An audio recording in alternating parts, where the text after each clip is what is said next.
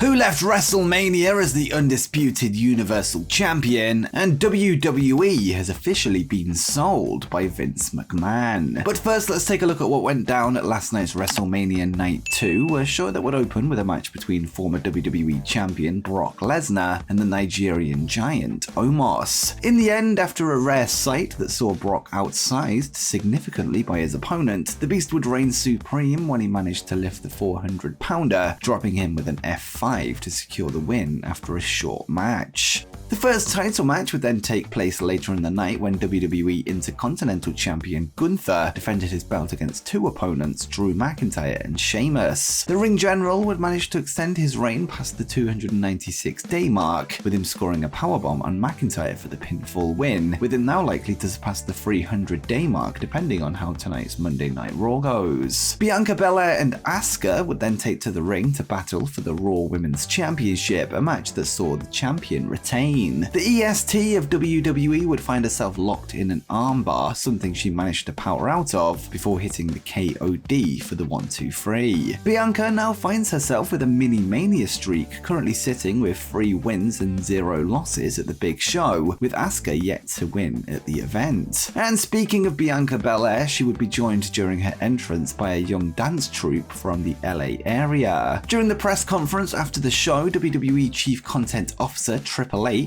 would share the story of a brave little girl that was part of the group, and he would reveal, "There's a little girl in that troupe today who, as they got here, informed us that her mom had passed away this morning. It's the little girl that was the contortionist that Bianca danced with. For her to come and do that because that's her passion in life and because she didn't want to let this opportunity pass by, for her to never miss a beat, to see her dance partners swarm around her, to see everybody come together for her and give her that opportunity and moment with Bianca and create a moment for her on the worst day of her life that she will never forget. It's why we do what we do on so many levels." So I just want to say how cool that was from Bianca and just offer her our condolences and hope tomorrow is a better day. Next up, we saw a surprise return to WWE when Shane McMahon would confront The Miz during the segment with co-host Snoop Dogg, this before a match ensued. Unfortunately for Shane, he would legitimately injure himself almost immediately during a drop-down leapfrog spot, with him seemingly twisting his knee as he landed before rolling out of the ring, never to be seen again. This led to an impromptu match between Miz and Snoop, with the rapper securing the pinfall after a people's elbow in the middle of the ring. It was later confirmed by Triple H that Shane O'Mac tore his quad during the spot, with Hunter also having praise for Snoop Dogg for his initiative in keeping things rolling.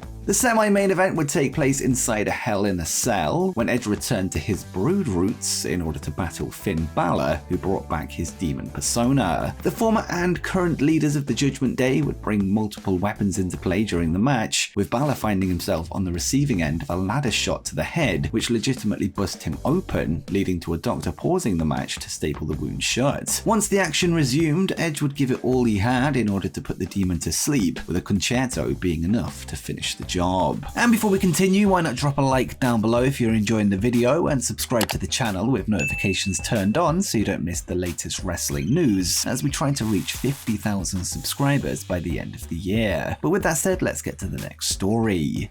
Now let's move on to the main event of the evening, which would pit this year's Men's Royal Rumble winner Cody Rhodes up against the undisputed WWE Universal Champion Roman Reigns, with the prestigious belts on the line. The match would see interference from the Bloodline's Solo Sikoa, who would be kicked out of ringside by the referee following a shot to Cody's back with a weight belt. This before the Usos would hit the ring to attack Cody when the referee was down, although they would be neutralized by their Night 1 opponents Kevin Owens and Sami Zayn. However, we wouldn't see the last of the Bloodline's enforcer, as Sikoa would once again interfere in the match. This as Paul Heyman distracted the referee on the other side of the ring. Just as Rhodes was about to hit his 3rd consecutive crossroads, which would have no doubt been enough to seal the deal, Solo would drop him with a Samoan spike, allowing Roman Reigns to hit the spear for the 1-2-3. This was no doubt the biggest shock of the weekend, as many expected Cody to come out on top after what has been an incredible rise not only since his WWE return, but of course over the last few years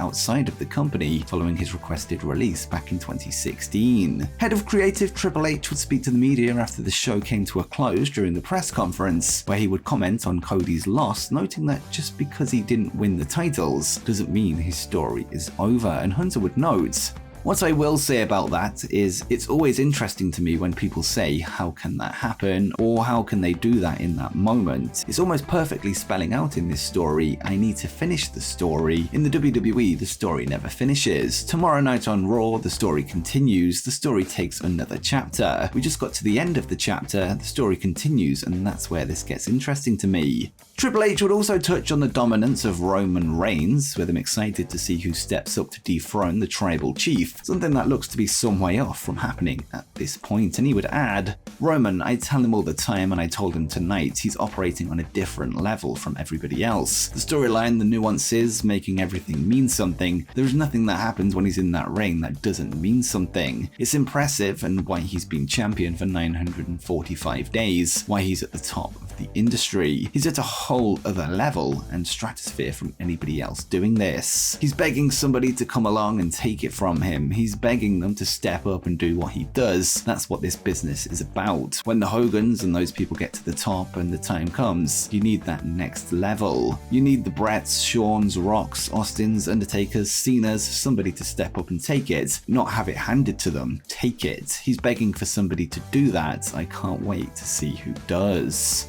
And in what is one of the biggest stories in the history of wrestling, we have news that WWE has officially been sold by Vince McMahon, with the company finding a buyer in the Endeavor Group, which is the parent company of the UFC. As part of the agreement, WWE and UFC will merge into one single entertainment company, with CNBC first breaking the story earlier today, and they would write, Endeavor won the Battle Royal for WWE after what our own colleague David Faber reported last week as a quote hot and heavy auction. Under the terms of the deal, Endeavor will merge its UFC brand with the WWE, forming a new company that will eventually go public on the New York Stock Exchange. The transaction values the entity at some $21 billion, $12 billion for the UFC, $9.3 billion for the WWE. That is a substantial premium over WWE's current $6.5 billion market cap. Now, after the deal closes, expected in the fourth quarter, Endeavor will hold a 51% controlling interest in the new enterprise, while existing WWE shareholders will hold a 49% interest.